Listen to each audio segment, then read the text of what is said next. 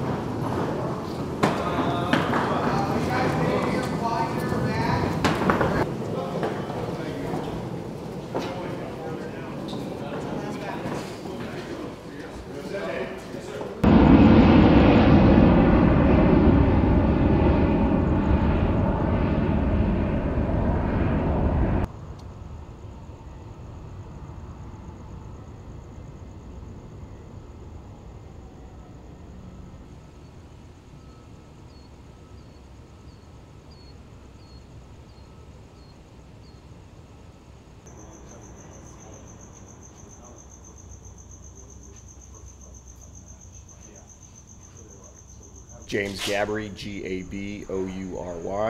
I'm a Deputy Fire Chief for the City of San Diego and a Task Force Leader for California Task Force 8. Great. Okay, Chief, tell us what you guys, what you did last Tuesday, where you went, and why you guys went. Well, we were pre-deployed in front of the hurricane lane on the Hawaiian Islands in anticipation of serious damage being done to the Hawaiian Islands. So we were actually put on Kauai. The other teams were put on Maui and Oahu in preparation for the hurricane's arrival. Tell us what you do once you get there. If this hurricane had turned out to be extremely devastating, what you were there to help.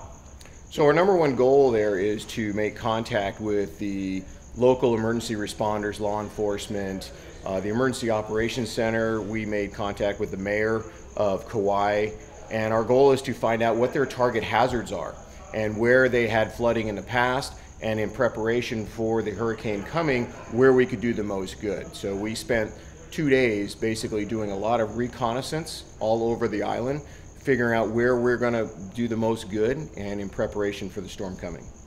And as it turned out?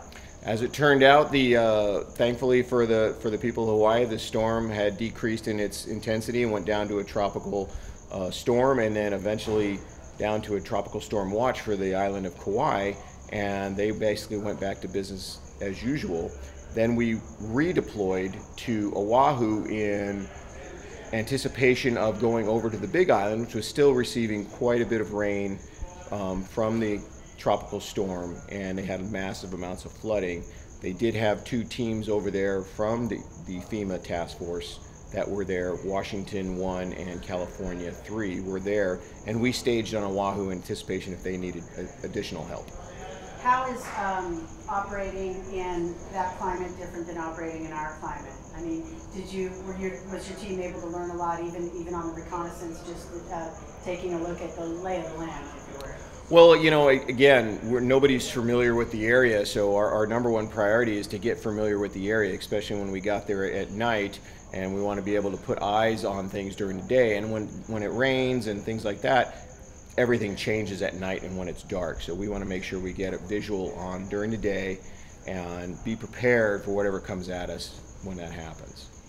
Tell us about your team and what their expertise is. Well, we're an all-hazard team, so we respond to all types of natural disasters, man-made disasters, and so on. So we've responded to hurricanes in the past. We've responded to 9/11. We responded to Hurricane Katrina. So we do all-hazard type responses. Tell me what that means. I know there's a lot of hazards in the world, but tell me what hands-on. You got the dogs. You got what? So again, you know, structural collapses, water rescues. Those are the types of things that we respond to. So.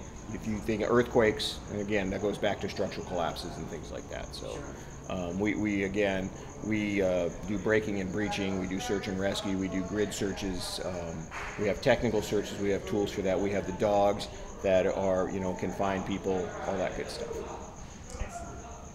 And your team comprises of personnel that, what is their normal duty besides doing this? Well, the team that responded to Hurricane Lane, we had what we call a Type 3 team, which was 35 personnel total.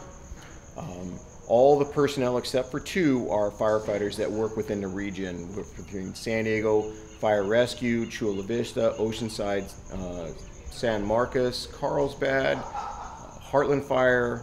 I want to make sure I get everybody in there. And then we had an independent doctor that flew with us, as well as a structural engineer from the city of San Diego. Nice team. Yeah, we had a great team. Anything else I'm missing? Anything else you'd like to stress or add? Our job here is to be there to assist in any way, shape, or form. If anything did happen, we were fortunate enough that this storm wasn't as bad as anticipated, and so our services weren't used to the maximum capacity that we were out there for. And that's okay? And that's a good thing for the folks of Hawaii, yes.